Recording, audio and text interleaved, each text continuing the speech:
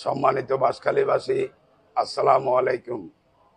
আগামী 22 নভেম্বর রোজ শনিবার বেলা 2টায় ঐতিহাসিক জলদি হাই স্কুল ময়দানত একখান জনসভার আয়োজন করি।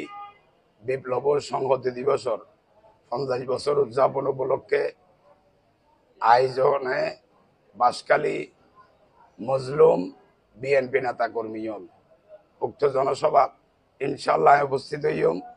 অনরারও উপস্থিত তাই বেলায় আই উদাত্ত আহ্বান জানায় এবং প্রবাসী রেমিটেন্স যোদ্ধা ভাই বোন অনরাও দোয়া করিবেন। অনরার আত্মীয় স্বজনেরও উক্ত জনসভা উপস্থিত হই বেলায় অনরা এখন ব্যাগুনে হই দিবেন। সম্মানিত বাঁশখালীবাসী, অনরা জানন আর কত ধরনের নির্যাতন চললে রাজনীতি করতে যায়। আই মজলুম, আই নিরীহ, আই অসহায় অনরা আর স্নেহ গ্রহণ বলি আরে 10 বার জেলত গিয়ে দিয়ে একবারও বাঁশখালীর তো না আরে গ্রেপ্তার করি নেওয়া পারে। বারবার ঢাকা এবং চট্টগ্রাম উত্তনে আরে গ্রেপ্তার করি। অসংখ্য মিথ্যা মামলায় জর্জরিত। এখনো পর্যন্ত এই মিথ্যা মামলা আইনের খরক আই মাতার উপর বহন করি যায়।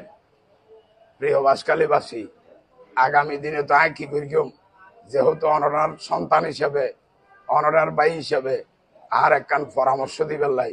অনরা পরশু শনিবারর জলদি স্কুল মাঠর জনসভা আনত উপস্থিত হইয়ে এই মাঠত অতিথি জেতাইন মিটিং হইয়ে সমস্ত মিটিং এর রেকর্ড ভাঙিয়ে উপস্থিত হই ওনারা আর একখানা প্রেরণা যোগাইবেন আগামী দিনের মডার্ন বাঁশখালী বিনির্মাণের লাই। আশা করি ওনারা আরে উৎসাহ দিবেন।